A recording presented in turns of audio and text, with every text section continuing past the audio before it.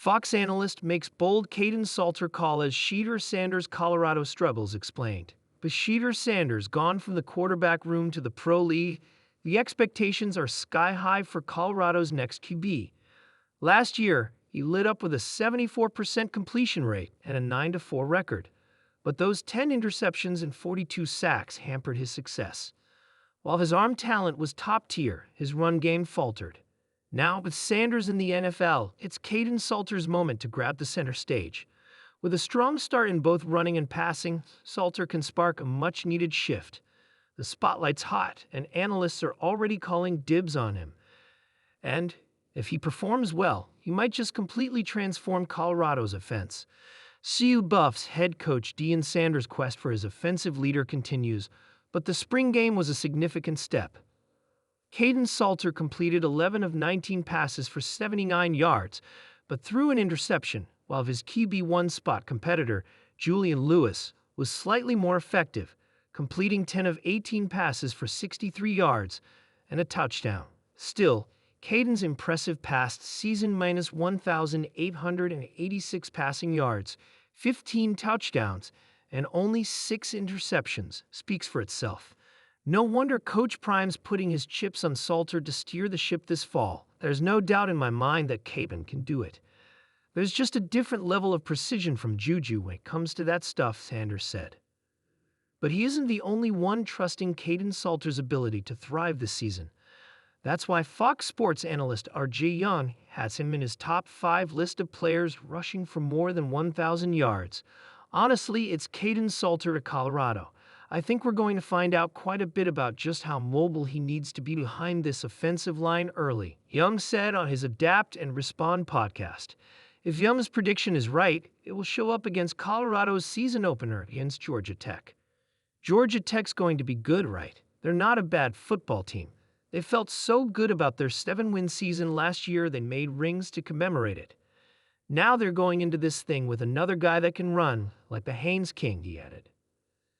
Last season, Kaidon Salter rushed for 587 yards with 7 TDs, and going just double of it might not be a problem for him.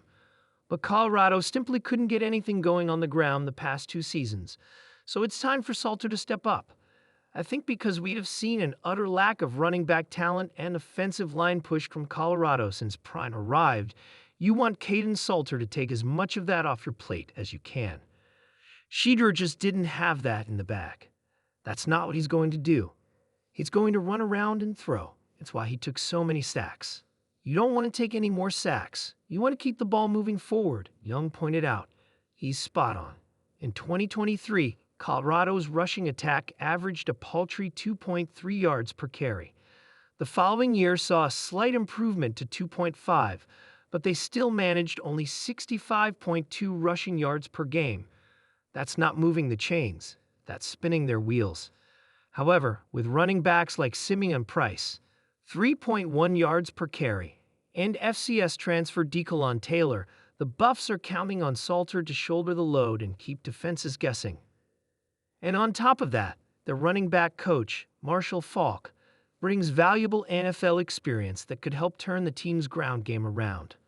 We'll see what Marshall Faulk can add to that running back room, because while Marshall Faulk is a Pro Football and College Football Hall of Famer, he's taken over as running back coach for the worst rushing team in FBS last year.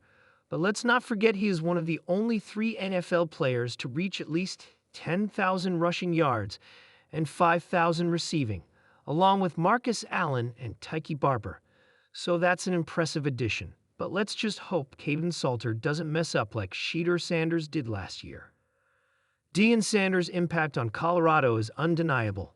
He transformed the program's record from 4-8 to 9-4 in a single season, largely due to Shedeur Sanders' stellar performance.